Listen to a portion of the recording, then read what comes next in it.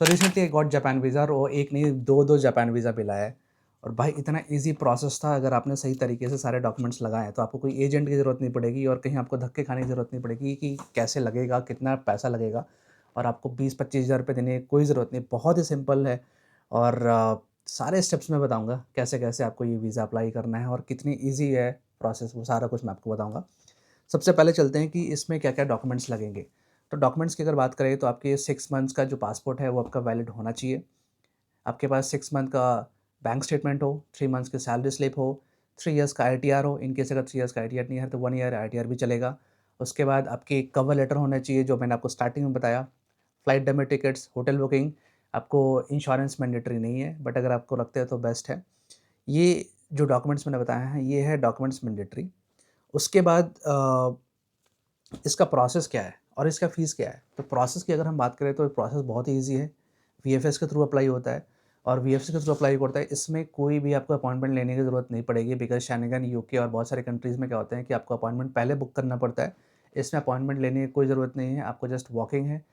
जब आप डॉक्यूमेंट्स के साथ रेडी हैं, आप नेक्स्ट डे जाइए वीएफएस, आप जस्ट वहाँ पे क्यू में लगिए और आपका वीज़ा प्रोसेस होगा वहाँ पे, कोई आपको अपॉइंटमेंट की ज़रूरत नहीं पड़ेगी। सेकंड, इसका वीज़ा फ़ीस क्या है? तो वीज़ा फ़ीस की अगर हम बात करें तो 450 रुपीज़ इसका वीज़ा फ़ी है। भाई लिटरली 450 रुपीज़, वो भी रिफंडेबल होगा इन केस अगर आपका वीज़ा अप्रूव नहीं होता है तो। तो 450 is the visa fee, Japan visa fee. VFS के जो चार्जेज़ है वो 850 रुपीज़ है, प्रोसेसिंग चार्जेज़ जो वीएफएस के होते हैं। और उसके बाद अगर आप कुरियर सर्विस लेते हो तो कुरियर सर्विस का भी जो चार्ज है वो 500 रुपीज़ है।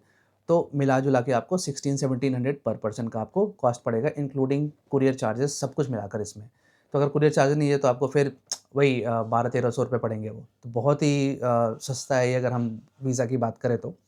और ये स्टिकर वीज़ा है, आप ई-वीज़ा भी ले सकते हो अगर आपको ई-वीज़ा लेना है तो, बट लोग प्रेफ़र करते हैं स्टिकर वीज़ा के लिए। और कॉस्ट दोनों का सेम है, ई-वीज़ा लो या फिर स्टिकर वीज़ा लो, सेम टाइम लगता है, सेम प्रोसेस है और सेम आपका अमाउंट भी लगता है।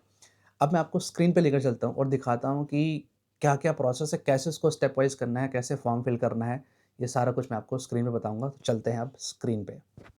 सो गूगल में टाइप करेंगे जापान वीज़ा वीएफएस। उसके बाद यहाँ पे जो ऑप्शन आएगा वेलकम टू वीएफएस ग्लोबल, वहाँ पे क्लिक करेंगे। उसके बाद आएगा ये स्टार्ट नाउ का, स्टार्ट नाउ पे क्लिक करना है। उसके बाद सारे स्टेप बाय स्टेप आपको गाइड दिया है। तो यहाँ पे हम जाएंगे सबसे पहले बिगिन योर एप्लीकेशन और डाउनलोड द वीज़ा एप्लीकेशन।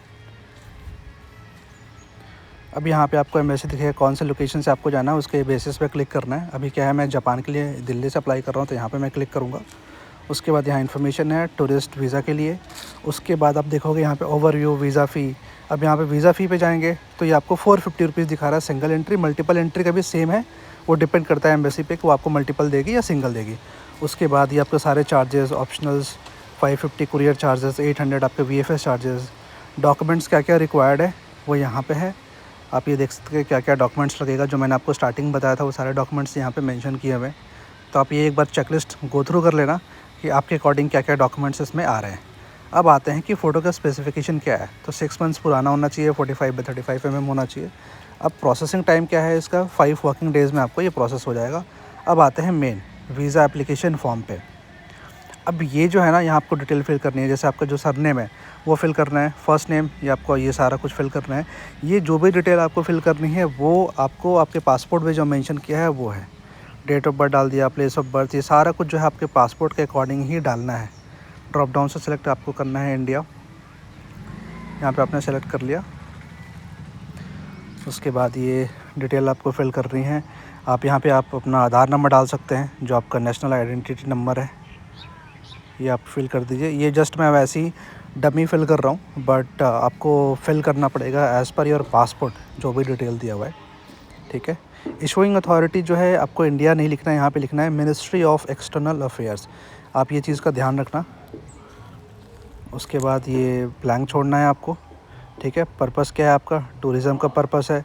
कितने दिन के लिए जाओगे, 7 डेज़ आपको डेज़ लिखना है, सिर्फ 7 नहीं। उसके बाद ये सारी डिटेल, कब से जाओगे, कब आओगे, कौन से पोर्ट से है, कौन से एयरपोर्ट से, वो डिटेल पूरी फिल करनी है वहाँ पे। टेलीफ़ोन नंबर, ठीक है। जहाँ पे आपका होटल का एड्रेस है वो डिटेल आपको फिल करनी है वहाँ पे। यहाँ पे इसमें अगर आपका ये आपको इसमें फिल करना है, प्रोफेशन क्या है आपका, ये सारी डिटेल फिल करने हैं। ये एप्लीकेबल नहीं होगा, इसमें अगर कोई गारंटर नहीं है तो ये भी आपका एप्लीकेबल नहीं होगा, एनए डालेंगे यहाँ पे। और ये सब आपको नो ही क्लिक करना होगा, मेजरली नो ही होता है। अपडेट डाल देंगे उस दिन का। और सिग्नेचर बेसिकली क्या है ना कि ये आपको उसी टाइम प्रिंट कर देना है, अगर आप डाउनलोड करेंगे तो नहीं होगा ये। ओके, तो प्रोसेस आपने पूरा समझ लिया, फॉर्म कैसे फिल करना है, सारा कुछ। तो कोई भी डिटेल चाहिए, कोई भी आपको इश्यू है, तो आप मुझे डायरेक्टली इंस्टाग्राम पे डीएम कर सकते हैं, ट्रैवल मंत्रा आ जाए। कोई भी वीज़ा से क्वेरी हो, ट्रैवल सेट कोई भी query, just one click away. Thank you so much guys, thank you.